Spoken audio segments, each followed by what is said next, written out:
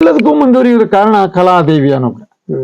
ದೇವರ ಅನುಗ್ರಹ, ಜನರ ಆಶೀರ್ವಾದ ಇಲ್ಲದೆ ಹೋದ್ರೆ ಇವತ್ತೇ ನನ್ನ ಹೆಸರು ಒಂದಿರ್ತಿತ್ತೋ ಏನೋ, ಬಿಟ್ರೆ ನಾನು ಇರ್ತಿರ್ಲಿಲ್ಲ. ದಯವಿಟ್ಟು ಮಲೆನಾಡು ಮೀಡಿಯಾ ಸಬ್ಸ್ಕ್ರೈಬ್ ಮಾಡಿ.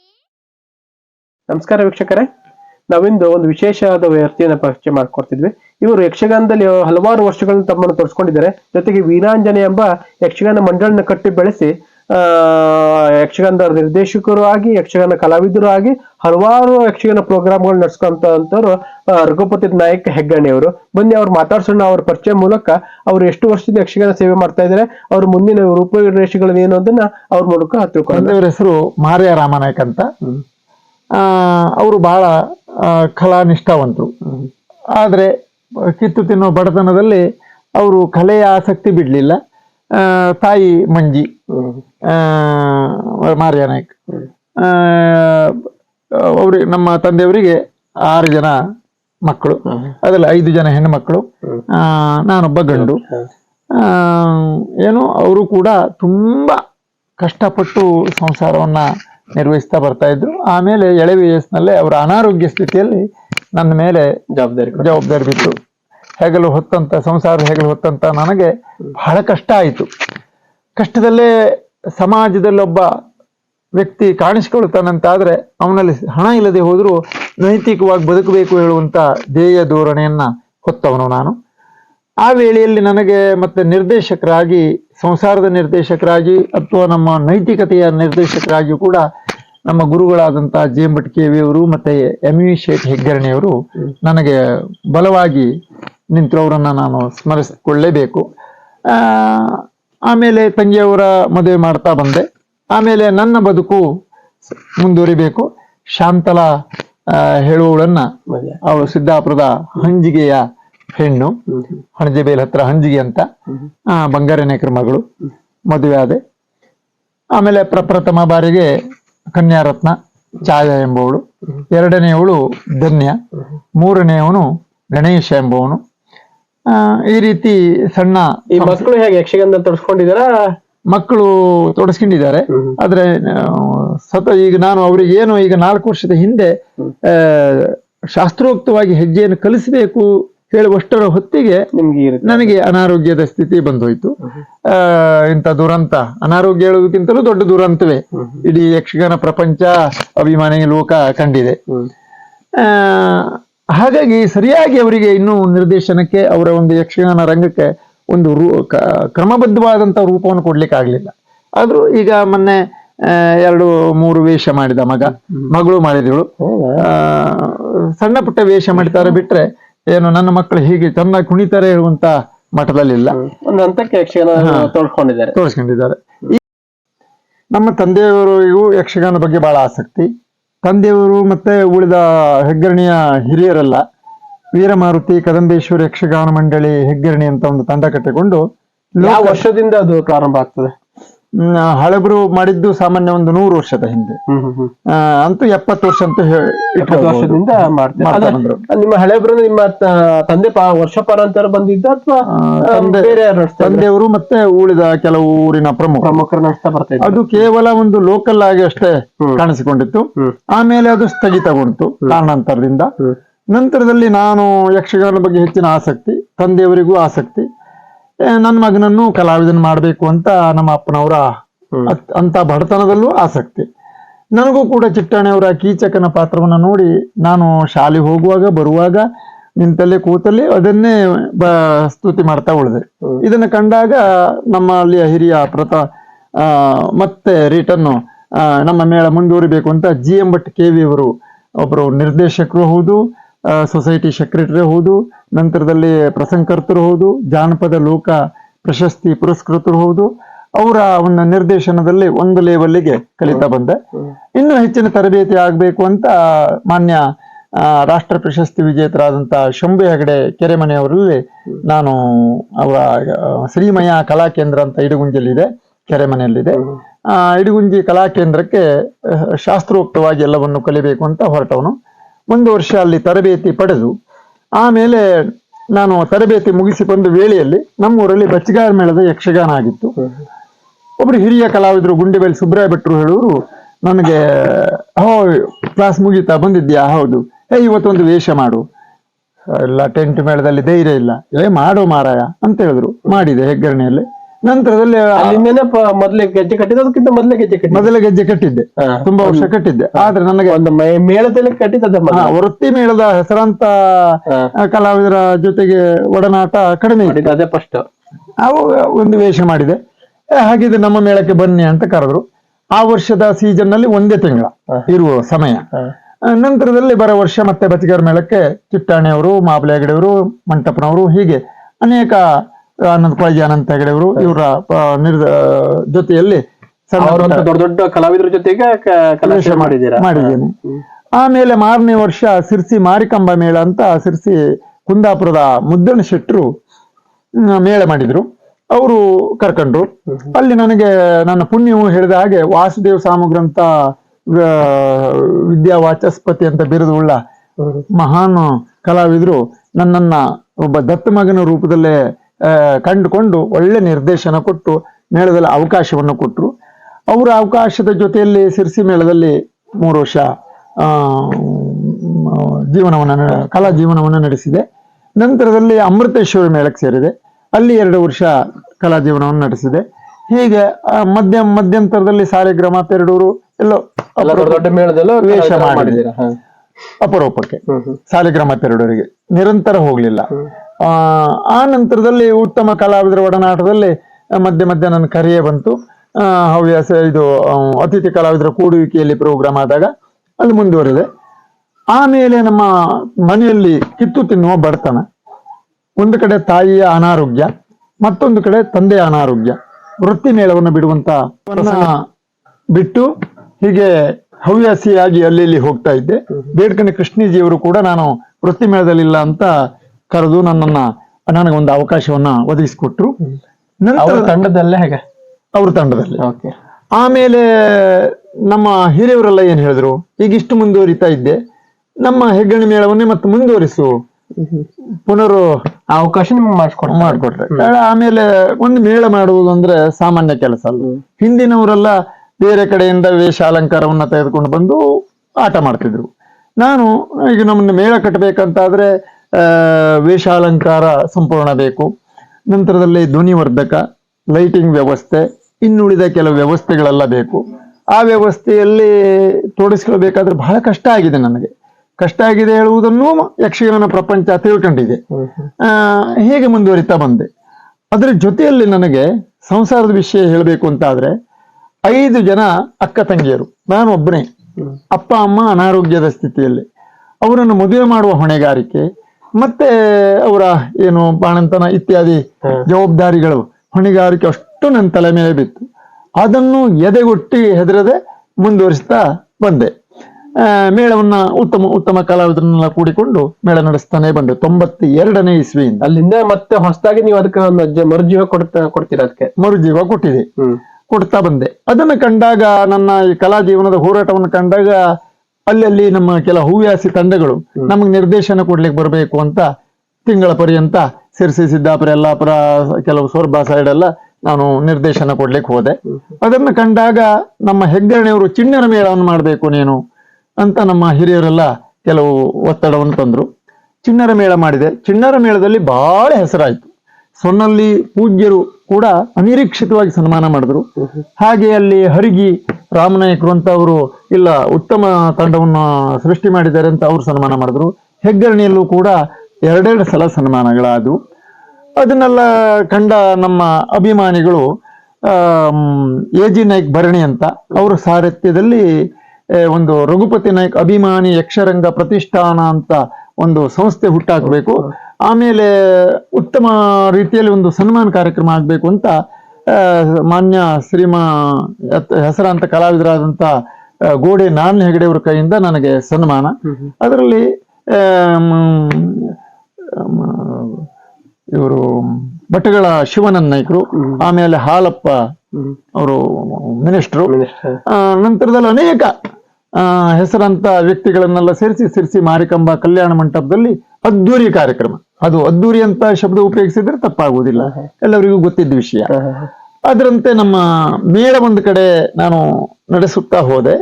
ಇದನ್ನ ಕಂಡು ಪ್ರತಿಷ್ಠಾನವನ್ನು ಸೃಷ್ಟಿ ಮಾಡಿ ಪ್ರತಿಷ್ಠಾನದ ವಾರ್ಷಿಕೋತ್ಸವದಲ್ಲಿ ಎಲೆಮರೆ ಕಾಯಂತಿರುವವರನ್ನು ಹಾಗೂ ಹೆಸರಾಂತ ಕಲಾವಿದರು ಒಬ್ಬರನ್ನು ಮತ್ತೆ ಯುವ ಪ್ರತಿಭೆಯನ್ನು ಸನ್ಮಾನಿಸುವಂತಹ ಒಂದು ಪ್ರಕ್ರಿಯೆ ನನ್ನ ಹೆಸರಿನಲ್ಲಿರುವಂತಹ ಸಂಸ್ಥೆಯವರು ನಮ್ಮ ಎಜಿ ನಾಯ್ಕರು, ಭರಣಿ ರತ್ನಾಕರ್ ನಾಯ್ಕರು ಬಬ್ಬಿಸರ, ಗಣಪತಿ ನಾಯ್ಕ ರಾಮಚಂದ್ರ ಹೊಂಡ ಅವರ ಮೂಲತಃ ಬಿಕ್ಕಳಸೆಯವರು, ನಂತರದಲ್ಲಿ ಉಮೇಶ್ ನಾಯ್ಕ ಶೇಲೂರು, ಭಾಸ್ಕರ್ ನಾಯ್ಕ ಸಿರ್ಸಿ ಮತ್ತೆ ಶರಾವತಿ ಭಟ್ ಸಿರ್ಸಿ, ಇವರು ಆ ಒಂದು ಸಂಸ್ಥೆಯನ್ನು ನಡೆಸುವಲ್ಲಿ ಈಗಲೂ ಕೂಡ ತುಂಬಾ ಪರಿಶ್ರಮ ಪಡ್ತಾ ಇದ್ದಾರೆ. ಒಂದು ಕಾರ್ಯಕ್ರಮ ಮಾಡಬೇಕು ಅಂತ ಆದ್ರೆ ಸಣ್ಣ ಮಾತಲ್ಲ, ಅಲ್ಲಿ ಸಾಧಕ ಬಾಧಕಗಳು ಬಹಳ ಸೃಷ್ಟಿ ಆಗ್ತವೆ. ಅದ್ರ ಜೊತೆಯಲ್ಲಿ ಕಡೆಗೆ ಈ ರೀತಿ ಹೋರಾಟ ಇವ್ರದ್ದು ಜೀವನದಲ್ಲಿ ಇದೆ ಅಂತ ಆದ್ರೆ ಹೋರಾಟದ ಬದುಕುಗಳು ಒಂದು ಪುಸ್ತಕ ಆಗಬೇಕು ಅಂತ ಒಂದು ಪುಸ್ತಕವನ್ನ ರೆಡಿ ಮಾಡಿದ್ರು. ಪುಸ್ತಕ ರೆಡಿಯಲ್ಲಿ ಯಾರು ಅದನ್ನ ಸರಿಯಾಗಿ ತಿದ್ದುಪಡಿ ಆಗ್ಬೇಕಾದದ್ದು ಯಾರ ಕೈಯಿಂದ? ಹೆಸರಾಂತ ಖ್ಯಾತ ಸಾಹಿತಿ ನಾಸು ಬರ್ತನಳ್ಳಿ ಅಂತಂದ್ರೆ ಸಾಮಾನ್ಯ ನಮ್ಮ ರಾಜ್ಯ ಲೆವೆಲ್ ಅಲ್ಲಿ ಗುರುತಿಸಿಕೊಂಡವರು. ಅವರು ನಮ್ಮ ಗೌರವ ಸಮಿತಿಯ ನಮ್ಮ ರಘುಪತಿ ನಾಯ್ಕ ಪ್ರತಿಷ್ಠಾನ ಸಮಿತಿಯ ಗೌರವ ಅಧ್ಯಕ್ಷರು ಆಗಿದ್ರು. ಅವರು ಆ ಪುಸ್ತಕವನ್ನ ಸರಿಪಡಿಸಿಕೊಂಡು ಬಿಡುಗಡೆಯನ್ನು ಮಾಡಿದ್ರು. ಹೇಗೆ ಮುಂದುವರಿತಾ ನಮ್ಮ ಮೇಳವನ್ನ ನಡೆಸಿಕೊಂಡು ಬರ್ತಾ ಇದ್ದೇನೆ. ಆಮೇಲೆ ಮೇಳವನ್ನು ನಡೆಸಿಕೊಂಡು ಬರ್ತಾ ಇರುವಂತ ವೇಳೆಯಲ್ಲಿ ಈಗ 3 ವರ್ಷದ ಹಿಂದೆ, ಅಂದ್ರೆ 4 ವರ್ಷ ಪೂರ್ತಿ ಆಗ್ಲಿಲ್ಲ, ಏನೋ ಮನೆ ಹತ್ತಿರದ ಜಮೀನಲ್ಲಿ ಒಂದು ಸಪ್ ಕಡಿಯುವಾಗ ಬಿದ್ದು ನಾನು ಬಹುಶಃ ಚಿಂತಾಜನಕವಾದಂತಹ ಸ್ಥಿತಿಯೇ ಆಗಿತ್ತು. ಆ ವೇಳೆಯಲ್ಲಿ ನನ್ನ ಕಲಾ ಜೀವನ, ನನ್ನ ನಿಷ್ಠೆ, ನನ್ನ ನೈತಿಕತೆಯನ್ನ ಕಂಡಂತ ಅನೇಕ ಕಲಾವಿದರು, ಬಂಧುಗಳು, ಸ್ನೇಹಿತರು, ಊರವರು ಮತ್ತೆ ಕಲಾವಿದರು ನನ್ನನ್ನು ಕೈ ಬಿಡ್ಲಿಲ್ಲ. ಇವರು ನನಗೆ ಒಳ್ಳೆ ಕಾರ್ಯಕ್ರಮವನ್ನು ಕೊಟ್ಟವರು, ನಮಗೊಂದು ದುಡಿಮೆ ಕೊಟ್ಟವರು, ನಮ್ಮನ್ನು ಕರೆದು ಗೌರವಿಸಿದವರು ಹೇಳುವಂತ ಕಾರಣಕ್ಕೆ ಸಾಮಾನ್ಯ ಕಲಾವಿದರಿಂದ ಹಿಡಿದು ಹೆಸರಾಂತ ಕಲಾವಿದರಾದಂತ ಜಲವಳ್ಳಿಯವರು, ನೀಲಕೋಟೆ ಶಂಕರ ಹೆಗಡೆಯವರು, ಪಟ್ಲ ಸತೀಶ್ ಶೆಟ್ಟಿಯವರು, ನಂತರದಲ್ಲಿ ಅಶೋಕ್ ಭಟ್ ಸಿದ್ದಾಪುರ ಅವರು, R T Bhat Kabgalu, doctor G Hegde ಪ್ರಿನ್ಸಿಪಾಲ್ರು, ಎಂ ಟಿ ಗೌಡ್ರು ಅರೆಹಳ್ಳ, ವಿನಾಯಕ್ ನಾಯ್ಕ್ ಮಾಯನಕಟ್ಟ, ವೆಂಕಟರಮಣ ಹೆಗಡೆ ಮಾತನಗಳ್ಳ, ಇವರೆಲ್ಲ ಬೆನ್ನೆಲುಬಾಗಿ ನಿಂತರು, ಇವರನ್ನು ಗಟ್ಟಿ ಮಾಡಲೇಬೇಕು ಅಂತ. ಇದನ್ನೆಲ್ಲ ಕಂಡ ಅನೇಕ ಅಭಿಮಾನಿಗಳು ಊರು ನಮ್ಮ ನಾಮದಾರಿ ಸಂಸ್ಥೆಯ ಸಿದ್ದಾಪುರ ಸಂಸ್ಥೆಯವರು ನಮ್ಮ ಶ್ರೀರಾಮ್ ಕ್ಷೇತ್ರದ ನಾರಾಯಣ ಗುರುಜಿಯವರ ಪುಣ್ಯಾರಾಧನೆ ನಿಮಿತ್ತ ಪ್ರಪ್ರಥಮ ಬಾರಿಗೆ, ಆವಾಗ ನನಗೆ ಕೂತ್ಕೊಳ್ಳಿಕ್ಕೂ ಆಗುವುದಿಲ್ಲವಾಗಿತ್ತು, ಸಾವಕಾಶ ಕಾರಿನಿಂದ ಹೀಗೆ ತೆಗೆದು ಕೂರ್ಚಿ ಸಮೇತ ವೇದಿಕೆಗೆ ಎತ್ತಿಕೊಂಡು ಹೋಗಿ ಮಾನ್ಯ ಈಗಿನ MLA ಅವರಾದಂತಹ ಭೀಮಣ್ಣವರ ಜೊತೆಗೆ ಸಾಧಕರಿಗೆ ಸಮ್ಮಾನ ಅಂತ ಗುರುಗಳ ನೆನಪಿನ ಅರ್ಥವಾಗಿ ಕಾರ್ಯಕ್ರಮವನ್ನು ಮಾಡಿದರು. ಆವಾಗ ಮಾನ್ಯ ಭೀಮಣ್ಣವರ ಜೊತೆಗೆ ನಾನು ಏನು ಸಮ್ಮಾನವನ್ನು ಆ ವೇಳೆಯಲ್ಲಿ ತೆಗೆದುಕೊಂಡು ಅಷ್ಟರ ಮೇಲೆ ಕೈ ಎತ್ತಿಕೊಂಡು ಹೋದವರಿದ್ದಾರೆ, ಹೊತ್ತುಕೊಂಡು ಹೋದವರಿದ್ದಾರೆ, ಆಮೇಲೆ ಕೈ ಹಿಡಿದುಕೊಂಡು ವೇದಿಕೆ ಕರ್ಕೊಂಡು ಹೋಗಿ ಕಾರ್ಯಕ್ರಮ ಅಂತ ಈಗ ಬಿದ್ದ ಮೇಲೆ 22 ಸನ್ಮಾನಗಳು ಆದವು. ಜೊತೆಯಲ್ಲಿ ಕಳೆದ ವರ್ಷ ಪೂಜ್ಯ ಶ್ರೀಧರ್ ಸ್ವಾಮಿಗಳ ಮೂರ್ತಿಯ ಪ್ರತಿಷ್ಠಾಪನ ನಿಮಿತ್ತ ಕುಮಟಾ ತಾಲೂಕು ಮಿರ್ಜಾನ್ನಲ್ಲಿ ಕಲಾ ತಪಸ್ವಿ ಎಂಬ ಬಿರುದನ್ನು ಕೂಡ ಬಂತು. ಹಾಗಂತ ನೈಜೀರಿಯಾ ದೇಶದವರು ಹಿಂದೆ ಕೆಲವು 10 ವರ್ಷಗಳ ಹಿಂದೆ ನೈಜೀರಿಯಾ ದೇಶದ ಚಂದ್ರಶೇಖರ್ ಹಂದೆ ಅವರು ವಾರ್ಷಿಕ ಕಾರ್ಯಕ್ರಮವನ್ನು ಮಾಡುವುದರ ಜೊತೆಗೆ ಶಾನ್ಬಾಳೆಗದ್ದೆಯ ವಾಜಗದ್ದೆಯ ಶಾನ್ಬಾಳೆಗದ್ದೆ ಹತ್ತಿರದ ವಾಜಗದ್ದೆಯ ದುರ್ಗಾ ವಿನಾಯಕ ದೇವಸ್ಥಾನದಲ್ಲಿ ಯಕ್ಷರಾಜ ಅಂತ ಬಿರುದು ಕೊಟ್ಟು ಸನ್ಮಾನ ಮಾಡಿದ್ರು. ನನ್ನ ಪ್ರತಿಷ್ಠಾನದಲ್ಲಿ ನಮ್ಮ ದಂಪತಿಗಳನ್ನು ಕೂರಿಸಿ 50,000 ರೂಪಾಯಿ ಹಮ್ಮಿಣಿ ಕೊಡುವುದರ ಜೊತೆಗೆ ಅದ್ದೂರಿ ಸನ್ಮಾನ ಮಾಡುವುದರ ಜೊತೆಯಲ್ಲಿ ಯಕ್ಷರಾಧಕ ಅಂತ ಗೋಡೆಯವರ ಕೈಯಿಂದ ಸನ್ಮಾನ ಆಯಿತು. ಆಮೇಲೆ ಕಾಗೋಡು ತಿಮ್ಮಪ್ಪಣ್ಣವರ ತಮ್ಮ ಅಣ್ಣಾಜಿ ನಾಯಕರ ಒಂದು ನೇತೃತ್ವದಲ್ಲಿ ಕಾಗೋಡು ಗೆಸ್ಟ್ ಹೌಸ್ ಹೇಳುವ ಜಾಗದಲ್ಲಿ ಬಣ್ಣದ ಗುರು ಹೇಳುವ ಬಿರುದು ಕೊಟ್ಟು ಸನ್ಮಾನ ಮಾಡಿದ್ರು. ಯಕ್ಷ ಶುಭೋದಯ ಟ್ರಸ್ಟ್ ಲಯನ್ಸ್ ಕ್ಲಬ್ ಸಿರ್ಸಿ ಇವರ ಒಂದು ಸಹಕಾರದಲ್ಲಿ ನಿರ್ದೇಶನದ ಸಹಭಾಗಿತ್ವದಲ್ಲಿ ಯಕ್ಷ ನಿಧಿ ಹೇಳುವ ಬಿರುದು ಕೊಟ್ಟು ಸನ್ಮಾನ ಇದು. ಇನ್ನು ಹಲವಾರು ಸನ್ಮಾನಗಳು, ಸಾಮಾನ್ಯ ಸನ್ಮಾನಗಳು ನನ್ನ ಕುರಿತು ನಾನು ಹೇಳಿಕೊಳ್ತೇನೆ ಅಥವಾ ಹೆಗ್ಗಳಿಕೆ ತಂದುಕೊಳ್ತೇನೆ ಅಂತಲ್ಲ, ನನಗೊಂದು ರೀತಿ ಹೇಳಿಕೊಳ್ಳುವಲ್ಲಿ ಸಂತೃಪ್ತಿ ಅದೆ, ಧನ್ಯತಾ ಭಾವನೆ ಅದೆ. ಸಾಮಾನ್ಯ ಒಂದು 70 ಸನ್ಮಾನಗಳನ್ನ ನಾನು ಪಡೆಯುವಂತ ಯೋಗ ಆ ದೇವಿಯ ಅನುಗ್ರಹದಿಂದ ಬಂತು. ಇನ್ನು ಈ ಮರುಜನ್ಮದ ವಿಚಾರ ಹೇಳುವುದಾದ್ರೆ ಆವಾಗ ನಾನು ಬದುಕುವುದೇ ಇಲ್ಲ, ಬದುಕಿದ್ರು ಇವ ಹೊರಗೆ ಕಾಣುವುದಿಲ್ಲ ಹೇಳುವುದನ್ನ ಸಾಮಾನ್ಯ 300-400 ಜನರು ನನ್ನನ್ನು ನೋಡ್ಲಿಕ್ಕೆ ಬಂದಾಗೆಲ್ಲ ತೀರ್ಮಾನ ಮಾಡಿಕೊಂಡು ಹೋದದ್ದು ಹೌದಾ ಆಗಿತ್ತು. ಅಂತ ಪರಿಸ್ಥಿತಿ ಆಗಿತ್ತು. ಕೂಡ್ಲಿಕ್ಕೆ ಆಗ್ತಾ ಇರ್ಲಿಲ್ಲ, ಕೂಡಿಸ್ಬೇಕಿತ್ತು, ಕಾಲು ಎಳ್ಕೊಳ್ಳಿಕ್ಕೆ ಬರ್ತಿರ್ಲಿಲ್ಲ. ಆ ವೇಳೆಯಲ್ಲಿ ಜನ ತಿಳಿದುಕೊಂಡದ್ದು ಹಾಗೆ. ನಂತರ 8 ತಿಂಗಳ ನಂತರ ನನ್ನಷ್ಟಕ್ಕೆ ನಾನು ಹಗ್ಗ ಹಿಡಿದುಕೊಂಡು ಕೂತ್ಕೊಳ್ಳೋಕೆ ಶುರು ಮಾಡಿದೆ. ಆಮೇಲೆ ಪುಟಾಣಿಗಳು ನಿಂತ ಹಾಗೆ ನಿಲ್ಲುವುದಕ್ಕೆ ಶುರು ಮಾಡಿದೆ. ಆಮೇಲೆ ಈಚೆ ಗೋಡೆಯಿಂದ ಆಚೆ ಗೋಡೆ ಹೋಗ್ಲಿಕ್ಕೆ ಶುರು ಮಾಡಿದೆ ಹಗ್ಗ ಹಿಡ್ಕೊಂಡು. ಆಮೇಲೆ ಬಾಗಿಲನ್ನು ಹಿಡ್ಕೊಂಡು ಹೇಡಿಗೆಯ ತುದಿಗೆ ಬರುವ ವ್ಯವಸ್ಥೆಗೆ ಬಂದೆ. ಅಷ್ಟಾದ ಬಳಿಕ ಆ ಕಲಾದೇವಿ ಅನುಗ್ರಹದಿಂದ ಮುಂದುವರಿತಾ ಬಂತು. ಒಂದಿನ ನಮ್ಮ ಮೋಹನ್ ನಾಯ್ಕರು ಅಂತ ಅವರು ಕೋಜಳ್ಳಿಯವರು, ಯಕ್ಷಗಾನ ಕಲಾವಿದರು, ಸಾಹಿತಿಗಳು, ಮತ್ತೆ ಕೃಷಿ ಇಲಾಖೆಯ ನೌಕರರು. ಅವರು ಒಂದಿನ ಕಂಡು ಬೆರಗಾದ್ರು. ಹೇಗೆ ಕೇಳಿದ್ರೆ, ನಾನು ಮೇಳವನ್ನು ನಡೆಸದೆ ಹೋದ್ರೆ ನನ್ನ ಜೀವನ ನಡೆಸುವುದು ಕಷ್ಟ. ಸಹಕಾರ ನೀಡಿದ್ದಾರೆ, ಸಹಕಾರ ನೀಡಿದ್ರೆ ಎಲ್ಲಿವರೆಗೆ ಸಹಕಾರ ಕೊಡ್ತಾರೆ, ನಮ್ಮಲ್ಲಿ ದುಡಿಯೋರು ಯಾರು ಇಲ್ಲ. ಆ ವೇಳೆಯಲ್ಲಿ ನನ್ನ ಮೇಳ ನಡಿಬೇಕು ಅಂತ ನಾನು ಮಲಗಿದಲ್ಲೇ ಸಂಯೋಜನೆ ಮಾಡ್ತಿದ್ದೆ. ನಮ್ಮವರೆಲ್ಲ ನನ್ನ ಭಾವ ಈ ಒಂದು ಯಕ್ಷಗಾನ ಕ್ಷೇತ್ರಕ್ಕೆ ಹೆಚ್ಚಿಗೆ ನನಗೆ ಮುಂದುವರಿಯುವುದಕ್ಕೆ ಬೆನ್ನೆಲುಬಾಗಿ ನಿಂತವರು ನನ್ನ ತಾಯಿ ತಂದೆಗೆ ಸಮಾನವಾದವರು ನೆಬ್ಬೂರು ಗೋಪಾಲ್ ನಾಯ್ಕರು, ಶೋಭಾ, ನಮ್ಮ ಅಕ್ಕ ಹಿರಿಯಕ್ಕ.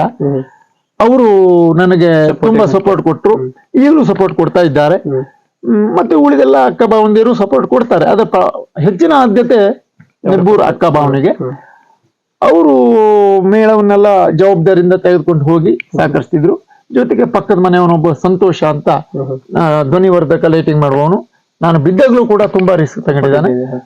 ತಿಂಗಳ ಪರ್ಯಂತ ಮನೆ ಬಿಟ್ಟು ಮಂಗಳೂರಲ್ಲಿ ಆಸ್ಪತ್ರೆಯಲ್ಲಿದ್ದ. ಅವರೆಲ್ಲರ ಸಹಕಾರದೊಂದಿಗೆ ಮುಂದುವರಿತಾ ಹೋಯ್ತು. ನಾನು ಮಲಗಿದಲ್ಲೇ ಸಂಯೋಜನೆ ಮಾಡಿ. ನೀವು ಒಂದು ಆರೋಗ್ಯವಾಗಿಲ್ಲದ ಸಹಿತ ಯಕ್ಷಗಾನ ತಂಡ ನಡೀತಾ ಇತ್ತು ಎಲ್ಲರ ಸಹಕಾರದಿಂದ.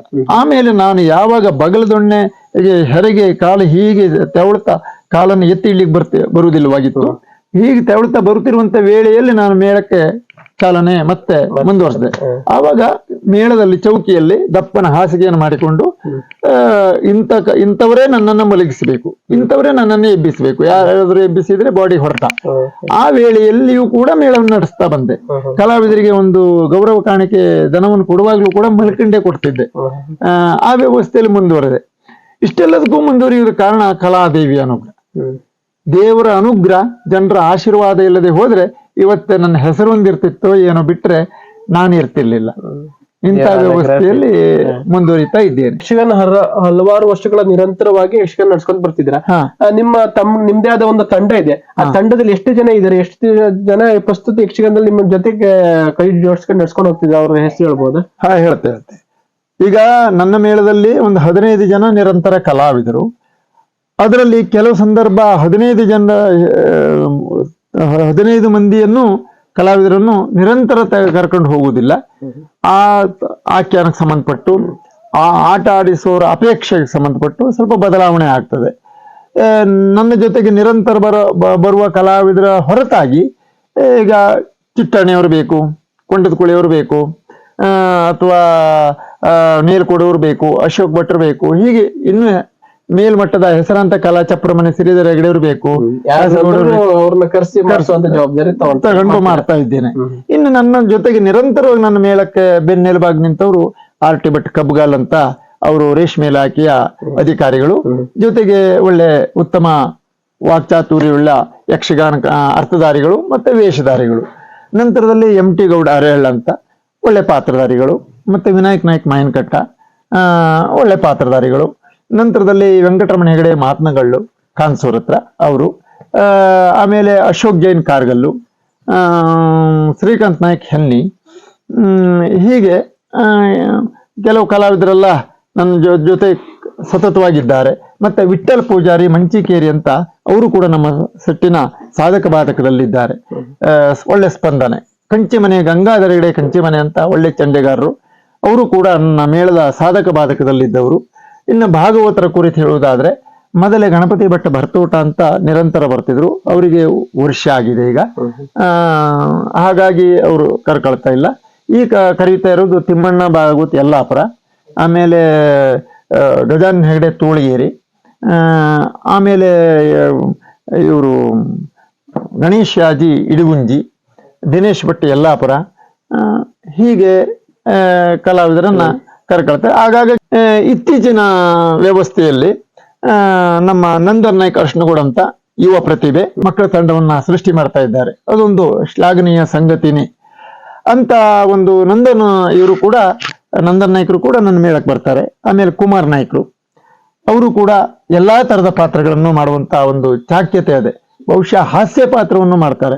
ಹಾಸ್ಯ ಪಾತ್ರ ಎಲ್ಲವರಿಗೂ ಕೂಡಿ ಬರೋ ಸೆಟ್ ಆಗುವುದಿಲ್ಲ. ಈಗ ನನಗ್ ಕೂಡ, ನಾನು ಇವತ್ತೇ ಗದಾಯುದ್ಧದ ಕೌರವನು ಹೌದು, ಭೀಮನು ಮಾಡ್ತೆ, ಕೌರವನು ಮಾಡ್ತೆ, ಕಂಸನು ಮಾಡ್ತೆ, ಕೃಷ್ಣನು ಮಾಡ್ತೆ, ಸುಧರ್ಮನು ಮಾಡ್ತೆ, ಅರ್ಜುನನು ಮಾಡ್ತೆ, ಕಾರ್ತಿವೀರ್ಯನು ಮಾಡ್ತೆ, ರಾವಣನು ಮಾಡ್ತೆ, ದುಷ್ಟು ಬುದ್ಧಿನೂ ಮಾಡ್ತೆ, ಚಂದ್ರಾಸನು ಮಾಡ್ತೆ. ಹಾಗಂತ ಮದನ್ ಮಾಡ್ಲಿಕ್ಕೆ ಆಗುದಿಲ್ಲ. ಮದನ್ ಅಂತ ಪಾತ್ರವನ್ನು ಕೂಡ ಆ ಕುಮಾರ್ ನಾಯ್ಕರು ಮಾಡ್ತಾರೆ. ಅದು ಬಹಳ ಖುಷಿ ಪಡುವಂತ ವಿಚಾರ. ಹಾಗೆ ಈ ನಂದನ ಕೂಡ ಒಳ್ಳೆ ಕುಮಾರ ವೇಷವನ್ನ ಒಳ್ಳೆ ಉತ್ತಮವಾಗಿ ಒಂದು ವ್ಯವಸ್ಥಿತವಾಗಿ ಮಾಡುವಂತ ವ್ಯವಸ್ಥೆಯಲ್ಲಿದ್ದಾನೆ. ಮುಂದೆ ಅವನು ಈ ನನ್ನ ಹಾಗೆ ದುಷ್ಟು ಬುದ್ಧಿನೋ, ಕಂಸನೋ, ಕೌರವನೋ ಎಲ್ಲ ಪಾತ್ರ ಮಾಡುವಂತವನು ಆಗ್ಲಿ ಹೇಳುವಂತ ಒಂದು ಹೃದಯ ತುಂಬದ ಆಶೀರ್ವಾದ ಉಂಟು. ವ್ಯವಸ್ಥೆ ಶಿಸ್ತುಬದ್ಧವಾದಂತಹ ಒಂದು ಜೀವನವನ್ನ ನಡೆಸುತ್ತಾ ಮೇಳದಲ್ಲಿ ಶಿಸ್ತುಬದ್ಧವಾದ ಕಲಾವಿದರಾಗಿ ಸಮಯಕ್ಕೆ ಬಹಳ ಮಹತ್ವ ಕೊಟ್ಟು ಬಹು ವರ್ಷದಿಂದ ನನ್ನ ಮೇಳದಲ್ಲಿ ವೇಷ ಮಾಡ್ತಾ ಬಂದವರು ಅಂದ್ರೆ ನಾಟ್ಯಾಚಾರ್ಯ ಶಂಕರ ಭಟ್ ಸಿದ್ದಾಪುರ ಅವರು. ಮತ್ತು ನಾನು ಬಿದ್ದಂಥ ವೇಳೆಯಲ್ಲೂ ಕೂಡ ತುಂಬ ಸಹಕಾರವನ್ನು ನೀಡಿದ್ದಾರೆ. ಜೊತೆಗೆ ನಿತ್ಯವೂ ದೇವರ ಪೂಜೆ ಮಾಡುವಂಥ ವೇಳೆಯಲ್ಲಿ ರಘುಪತಿ ನಾಯಕರು ಆದಷ್ಟು ಬೇಗನೆ ಗಟ್ಟಿಯಾಗಲಿ ಹೇಳಿ ನಿತ್ಯವೂ ದೇವರ ಸ್ಮರಣೆಯನ್ನು ಮಾಡ್ತಿದ್ರಂತೆ. ಮೇಳ ನಡಿಬೇಕು ಅಂತ ಆದ್ರೆ ಕೇವಲ ನನ್ನೊಬ್ಬನ ಶ್ರಮ ಇದ್ರೆ ಸಾಕಾಗ್ಲಿಕ್ಕಿಲ್ಲ. ಅದಕ್ಕೆ ಕಲಾವಿದರ ಸಹಕಾರವೂ ಬೇಕು. ಕಲಾವಿದರಾದವರು ಒಂದು ಕಾರ್ಯಕ್ರಮ ಸಂಘಟನೆ ಮಾಡುವ ಚಾತುರ್ಯವೂ ಬೇಕು. ಆ ನಿಟ್ಟಿನಲ್ಲಿ ಹೇಳುವುದಾದ್ರೆ ನಮ್ಮ ರಾಜು ನಾಯ್ಕ್ ನೆಡಗೋಡ ಅವರು ಒಳ್ಳೆ ಸಂಘಟನೆ ಮಾಡ್ತಾರೆ. ಒಳ್ಳೆ ವೇಷಧಾರಿಯೂ ಹೌದು, ಜೊತೆಗೆ ಕಾರ್ಯಕ್ರಮದ ಸಂಘಟನಾ ಚಾತುರ್ಯವನ್ನು ಉಳ್ಳವರಾಗಿ ನನಗೆ ಒಳ್ಳೆ ಪೂರಕವಾಗಿದ್ದಾರೆ. ಅವರು ಮತ್ತೆ MT ಗೌಡ್ರು, ವಿನಾಯಕ್ ನಾಯ್ಕರು ಇವರೆಲ್ಲ ಒಂದು ಕಾರ್ಯಕ್ರಮ ಸಂಯೋಜಿಸುವಲ್ಲಿ, ಅವರು ಒಂದು ಕಾರ್ಯಕ್ರಮ ಪಡೆಯುವಲ್ಲಿ ಹೋರಾಟ ಉಂಟು ಅವರದ್ದು. ನಮ್ಮ ಮೇಳದಲ್ಲಿ ಹೆಚ್ಚಿನ ರಿಸಿಗನ್ನು ತೆಗೆದುಕೊಳ್ಳುವಂತ ಒಂದು ಗುಣ ಧರ್ಮ ಅವರಲ್ಲಿ ಉಂಟು. ಆ ಕಾರಣದಿಂದ ಅದೆಷ್ಟೋ ಪ್ರೋಗ್ರಾಮ್ಗಳು ನಮ್ಮ ಕಾರ್ಯಕ್ರಮದಲ್ಲಿ ಹೆಚ್ಚಿಸುವುದಕ್ಕೂ ಕಾರಣ ಆಗಿದೆ. ಅವರನ್ನು ಈ ಸಂದರ್ಭದಲ್ಲಿ ನಾನು ಸ್ಮರಣೆ ಮಾಡಿಕೊಳ್ಳಿ.